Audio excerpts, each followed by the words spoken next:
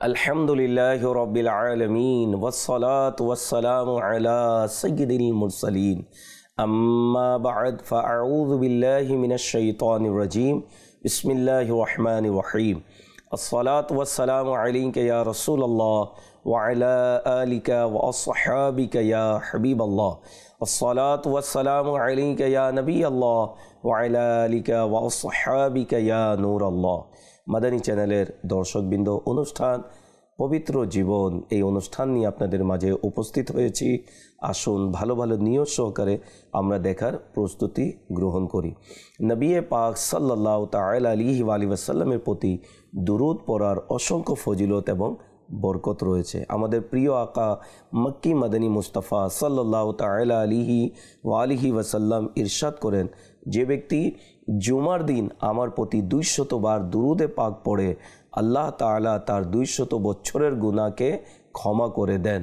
সাল্লু আলাল হাবিব সাল্লাল্লাহু তাআলা আলা মুহাম্মদ সাল্লাল্লাহু আলাইহি ওয়াসাল্লাম। মাদানী চ্যানেলের দর্শকবৃন্দ, রাগ, ক্রোধ, সংবরণ একটি গুরুত্বপূর্ণ গুণ যা মানুষের জীবনকে পবিত্র ও শান্তিপূর্ণ করে তোলে। রাগ মানুষের জন্য স্বাভাবিক একটি প্রবৃত্তি, কিন্তু তা নিয়ন্ত্রণ না করলে এটি ক্ষতি ও পাপের দিকে নিয়ে যেতে পারে, গুনাহের দিকে নিয়ে যেতে পারে। রাগ, কোরআন ও হাদিসে রাগ সংবরণের গুরুত্ব এবং এর ফজিলত সম্পর্কে বিশেষভাবে বলা হয়েছে। কোরআনুল কারীমের মধ্যেও রাগের আলোচনা এসেছে, হাদিস শরীফের মধ্যেও এর আলোচনা এসেছে। আসুন কোরআন এবং হাদিসের মাধ্যমে আমরা শুনব যে রাগ সংবরণ করার কতটুক গুরুত্ব এবং ফজিলত রয়েছে। যারা রাগকে সংবরণ করে, দমন করে রাখে, নিজের আয়ত্তে রাখে এবং রাগের পরাভূত হয়ে গুনাহ করে না, বরং নিজেকে গুনাহ থেকে বিরত রাখে, আল্লাহ তাবারক ওয়া তাআলা তাদেরকে কেমন প্রতিদান দিয়েছেন এবং তাদের ফজিলত কি আমরা শুনব। কোরআনুল কারীমে সূরা আলে ইমরান আয়াত নম্বর 134 মধ্যে আল্লাহ তাবারক ওয়া তাআলা ইরশাদ করেন, ওয়াল কাযিমিনাল গায়যা ওয়াল আফিনা আনিন নাস ওয়াল্লাহু ইউহিব্বুল মুহসিনিন। অনুবাদ: ক্রোধ সংবরণকারীরা, মানুষের প্রতি ক্ষমা প্রদর্শনকারীরা আর সৎ ব্যক্তিবর্গ আল্লাহর প্রিয়। সুবহানাল্লাহ। যারা রাগকে সংবরণ করে এবং মানুষের প্রতি ক্ষমা প্রদর্শন করে থাকে, সৎ ব্যক্তিবর্গ আল্লাহ তাআলার প্রিয়, আল্লাহ তাআলা তাদেরকে ভালোবাসেন যারা ক্রোধ, রাগকে সংবরণ করে থাকে। এই আয়াতে কারিমা সুবহানাল্লাহ অনেক কিছু আমাদেরকে শিখায়, অনেক কিছু আমাদের জন্য এর মধ্যে আমলের বিষয় রয়েছে। আমাদের বুজুর্গানে দিন রাহমাহুমুল্লাহ মুবিন এই আয়াতে করিমার তারা তাফসির ছিলেন। জি হ্যাঁ, বলা হয় ইমাম জৈনুল আবিদিন রাদিয়াল্লাহু তাআলা আনহু এর চাকরানি, তিনি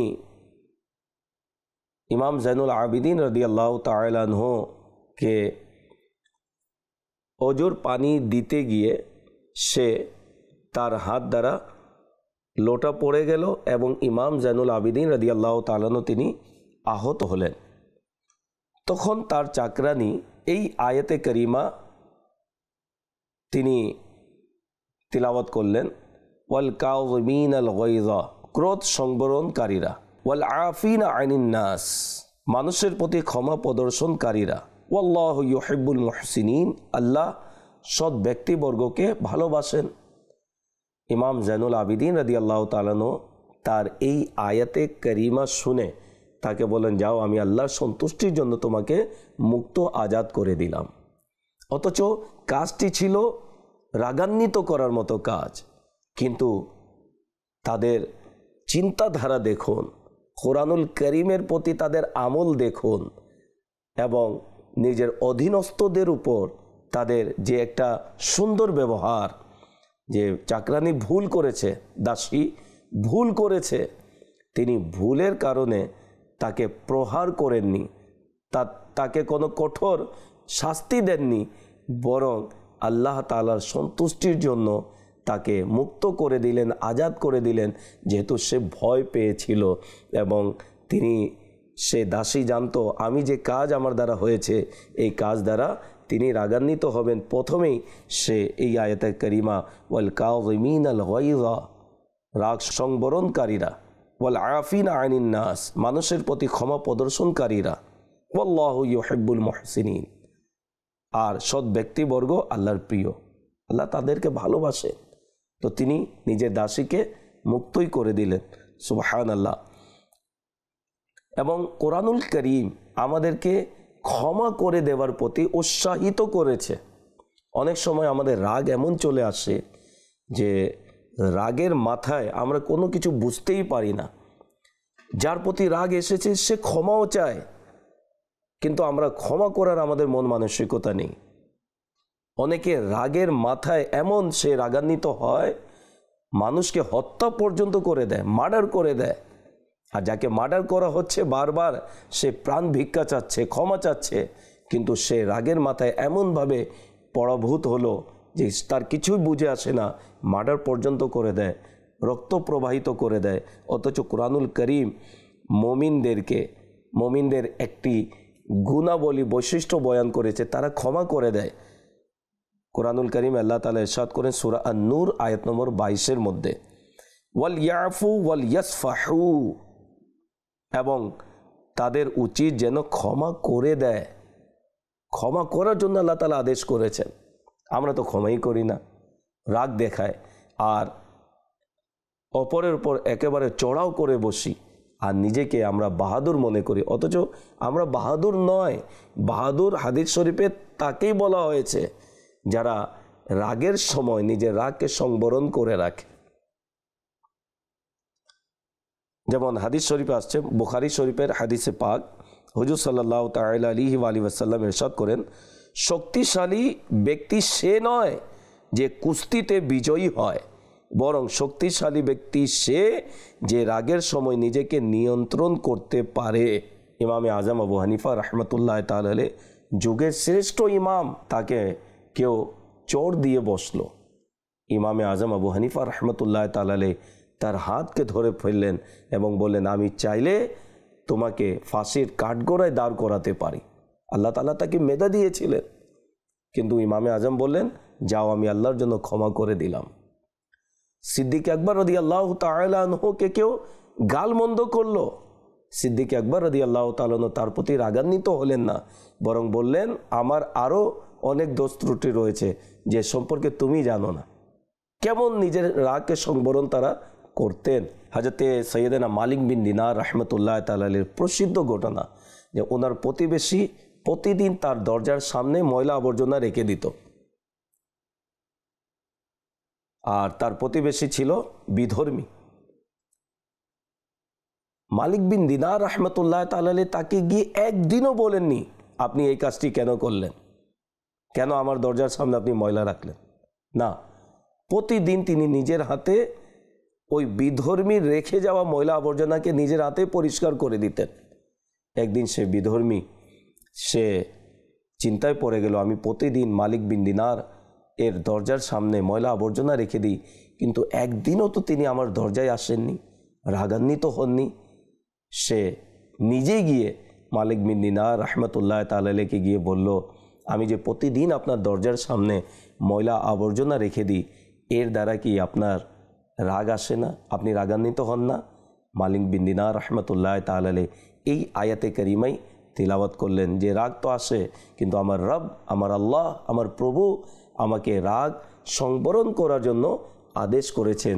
এবং তিনি এই আয়াতে কারিমা তিলাওয়াত করলেন, ওয়াল কাযিমিনাল গায়যা ওয়াল আফিনা আনিন নাস ওয়াল্লাহু ইউহিব্বুল মুহসিনিন, ক্রোধ সংবরণকারীরা, মানুষের প্রতি ক্ষমা প্রদর্শনকারীরা আর সৎ ব্যক্তিবর্গ আল্লাহর প্রিয়।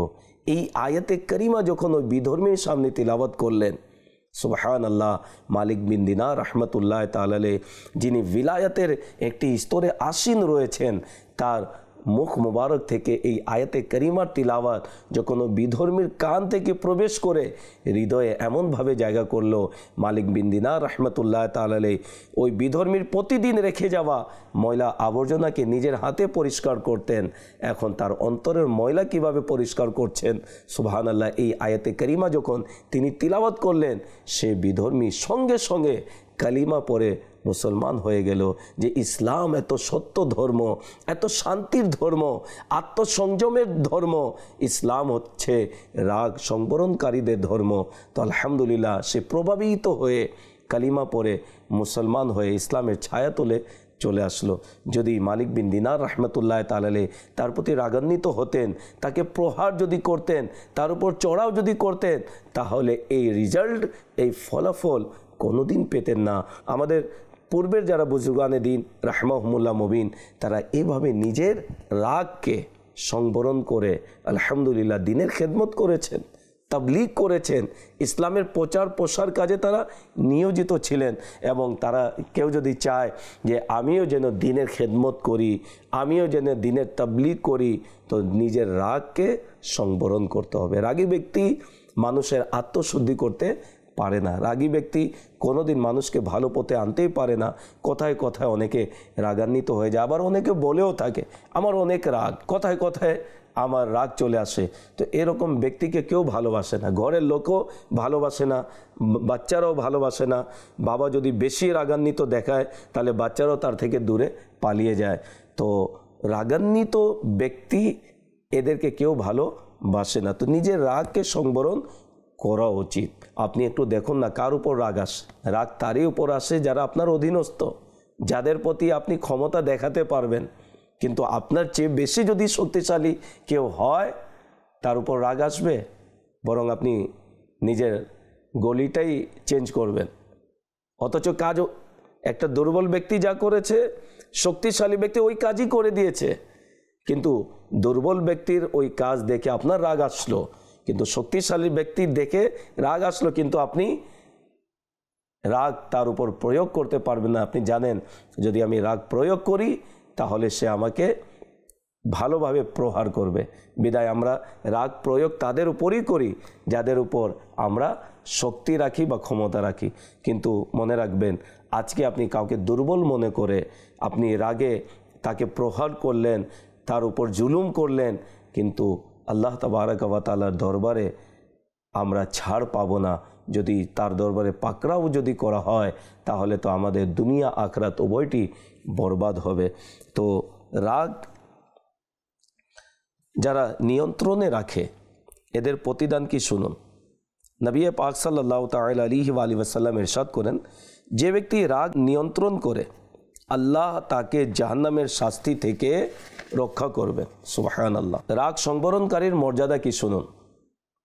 নবী পাক সাল্লাল্লাহু তাআলা আলাইহি ওয়া সাল্লাম ইরশাদ করেন, যে ব্যক্তি তার রাগ সংবরণ করে, যদিও সে তা প্রকাশ করার ক্ষমতা রাখে, কিয়ামতের দিন আল্লাহ তাকে সবার সামনে সম্মানিত করবেন। সুবহানাল্লাহ। জান্নাতের সুসংবাদ রয়েছে কাদের জন্য শুনুন। আবু দাউদ শরীফের মধ্যে নবী পাক সাল্লাল্লাহু আলাইহি সাল্লাম ইরশাদ করেন, তুমি কি চাও আমি তোমাকে এমন একটি কাজ বলি যা জান্নাতে নিয়ে যাবে। রাগ সংবরণ করো এবং মানুষকে ক্ষমা করো। মানুষকে ক্ষমা করো, এই ক্ষমা করার বরকতে জান্নাতের পথ আসান হবে।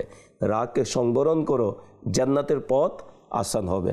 এখন রাগকে কিভাবে আমরা সংবরণ করব, কিভাবে আমরা নিজের রাগকে নিজের নিয়ন্ত্রণে রাখব, এর কিছু উপায় বলা হয়েছে।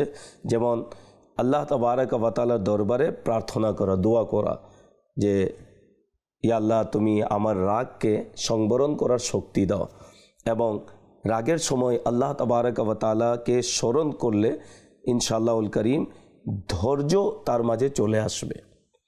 রাগ সংবরণ করার উপায়ের মধ্যে আরেকটি উপায় হচ্ছে, হুজুর সাল্লাল্লাহু আলাইহি সাল্লাম ইরশাদ করেন বুখারী শরীফের হাদিসে পাক, যখন তোমাদের কারো রাগ আসে সে যেন বলে আউযু বিল্লাহি মিনাশ শাইতানির রাজিম।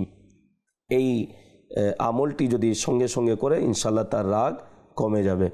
আর প্রতিদিন সকালবেলায় আউযু বিল্লাহি মিনাশ শাইতানির রাজিম 10 বার পাঠ করে পানিতে ফুঁক দিয়ে কেউ যদি পান করে অতিরিক্ত যাদের রাগ আসে ইনশাআল্লাহুল করিম সেই রাগ তার নিয়ন্ত্রণে আসবে। এমনিভাবে ফজর নামাজের পর কেউ যদি 10 বার সূরা ইখলাস তিলাওয়াত করে নেয় ইনশাআল্লাহুল করিম ওই দিন শয়তান তাকে কোনো খারাপ কাজে নিয়োজিত করতে পারবে না। রাগ যখন আসে তো সেটি দূর করার আরেকটি উপায় হচ্ছে হুজুর সাল্লাল্লাহু আলাইহি সাল্লাম ইরশাদ করেন, যখন তোমাদের কেউ রেগে যায় সে দাঁড়িয়ে থাকলে বসে পড়ুক, আর যদি তাতেও রাগ না কমে তবে শুয়ে পড়ুক।